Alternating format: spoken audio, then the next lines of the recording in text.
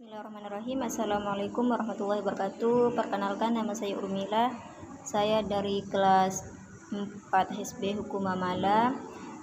Saya di sini dari kelompok 2 Makul Fikih Mawaris 2, dan ada teman saya juga yang bernama Trimay Fajar beserta Muhammad Iwan.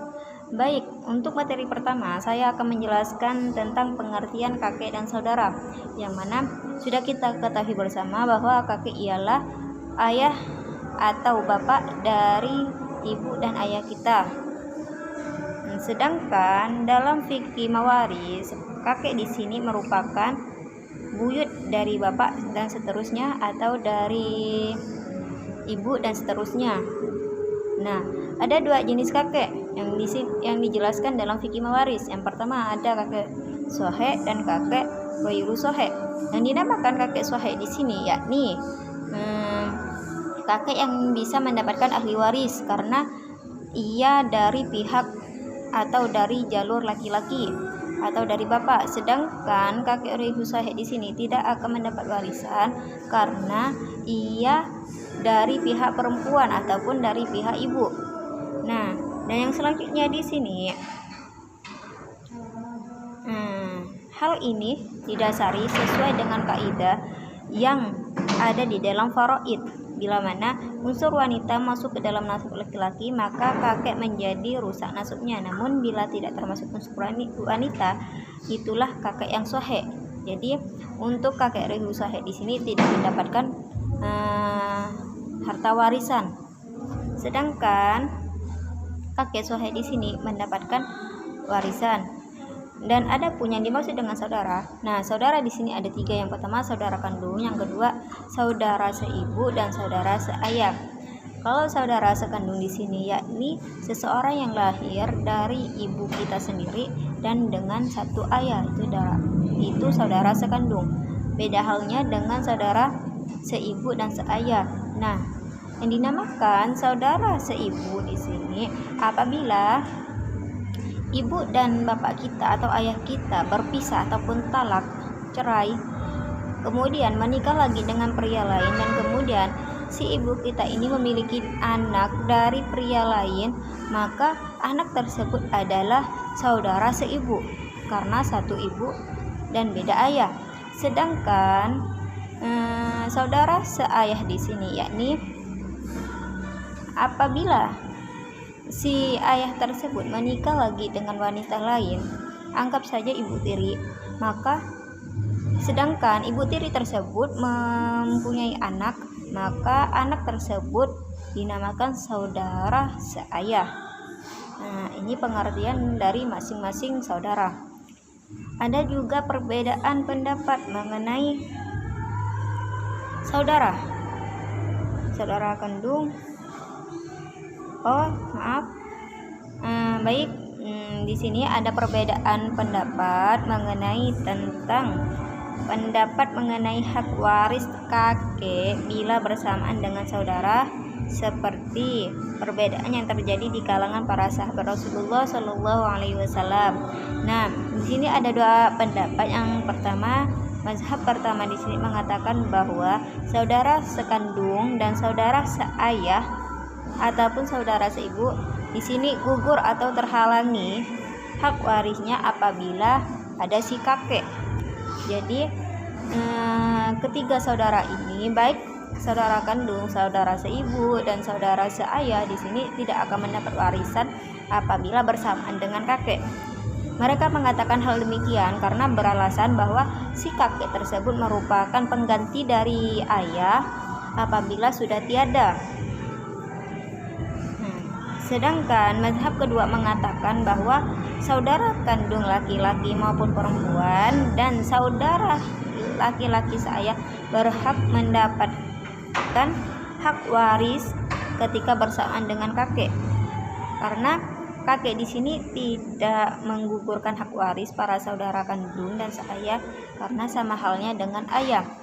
Mereka mengatakan hal demikian karena beralasan bahwa derajat kerabatan saudara dan kakek sama. Kedekatan kakek terhadap pewaris melewati ayah, demikian juga saudara. Karena kakek merupakan pokok dari ayah, sedangkan saudara adalah cabang dari ayah. Ini menurut pendapat mazhab yang kedua. Nah, cuman hanya ini yang dapat saya sampaikan, kurang dan lebihnya saya mohon maaf. Dan materi selanjutnya akan dilanjuti oleh saudara kita, yakni Tri Fajar, yang akan membahas tentang syarat-syarat kakek dan saudara mendapatkan warisan. Kurang dan lebihnya saya mohon maaf. Assalamualaikum warahmatullahi wabarakatuh. Perkenalkan, nama saya Tri Fajar. Di sini saya sebagai pemateri kedua akan melanjutkan penjelasan yang telah disampaikan oleh pemateri pertama begitu. Baik, tadi juga sudah disinggung oleh pemateri pertama bahwa mengenai hal apakah kakek dan saudara bisa secara bersama-sama menjadi ahli waris. Terdapat dua pendapat tadi kan, mengatakan bahwa yang pendapat pertama mengatakan kakek lebih diutamakan dibanding saudara, sehingga saudara akan terhalangi oleh kakek gitu. Ada pula pendapat yang kedua mengatakan bahwa kakek dan saudara bisa secara bersama-sama menjadi ahli waris gitu, karena status keduanya itu sama begitu, karena kedekatan keduanya dengan mayit ini sama. Nah, lanjut ke materi yang selanjutnya yang akan saya sampaikan, yaitu tentang syarat-syarat kakek dan saudara mendapatkan warisan gitu. Nah, yang pertama itu kakek bisa mendapatkan bagian 1/6 dari harta warisan apabila yang pertama adanya anak atau cucu dari si mayit, artinya keturunan si mayit, turunan ke bawah. Nah, yang kedua syaratnya itu tidak adanya bapaknya, atau si mayit itu sudah bapak si mayit itu sudah tidak ada begitu. Artinya apabila ada seseorang meninggal, kemudian bapaknya ternyata sudah meninggal duluan, sudah tiada, maka harta warisannya akan diberikan kepada kakeknya apabila kakeknya ada begitu. Jadi namanya itu garis keturunan ke atas begitu. Nah, sedangkan kakek juga akan bisa mendapatkan 1/6 dan plus sisa begitu, plus asobahnya jika kakek mewarisi bersama anak atau cucu perempuan, dan ketika tidak ada anak atau cucu laki-laki begitu. Artinya di sini kakek juga bisa mendapatkan bagian 1/6 plus asobah atau sisa apabila kakek di sini mewarisi bersama dengan anak perempuan atau cucu perempuan, dan tidak ada sama sekali anak laki-laki atau cucu laki-lakinya begitu. Nah, di sini caranya yaitu pertama kakek mendapatkan bagian sebagai zalil furud, yaitu 1/6. Jadi apabila sudah dibagikan harta tersebut kepada zalil furud lainnya dan ternyata masih ada sisa, maka sisa tersebut akan diberikan kepada kakek. Jadi di sini kakek mendapatkan 1/6 plus asobah atau sisa begitu. Baik, yang kedua yaitu saudara.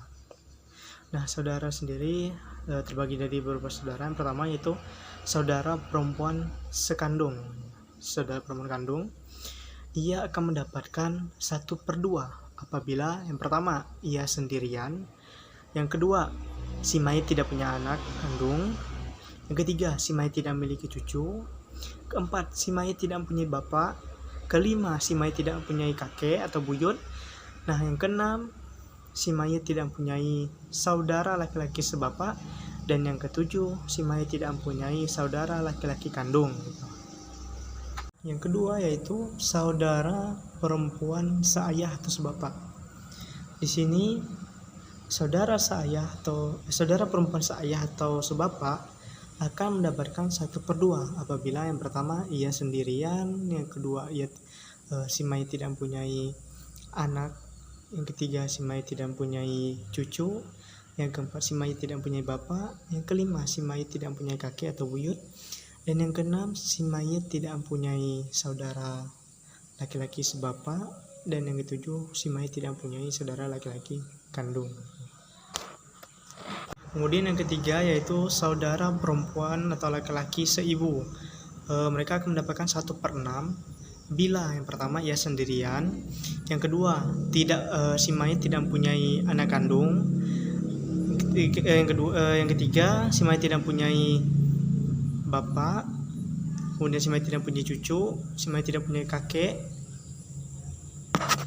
Saudara perempuan sekandung dan saudara perempuan sebapak atau saya, mereka bisa mendapatkan bagian 2/3 apabila persyaratan tadi itu ditambah lagi dengan lebih dari satu orang.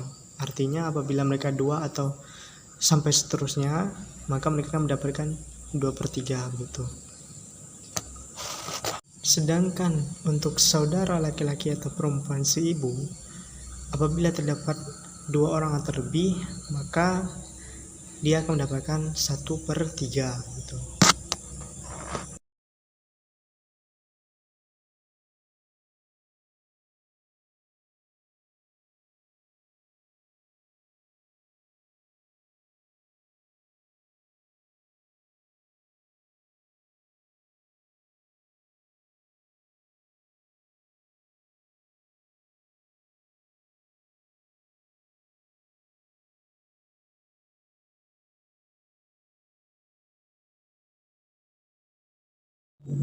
Nah, sedangkan mengenai keadaan di mana kakek dan saudara menjadi ahli waris secara bersamaan, di sini saya mengambil dari Ijtihad Sayyidina Ali bin Abi Thalib, yang mana ditulis oleh, di sini saya mengambil dari tulisan Dr. Andes Haji Sudono MH.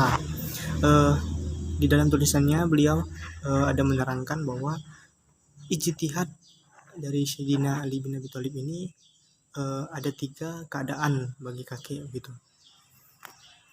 Nah, keadaan yang pertama yaitu keadaan kakek mendapatkan 1/6. Artinya di sini kakek tidak boleh mendapatkan kurang dari 1/6. Jadi paling rendah itu minimal itu 1/6 di keadaan ini. Nah, ada pun contohnya yaitu sudah saya terangkan di atas. Silahkan lihat gambar di atas, ada saya tuliskan hasil perhitungannya.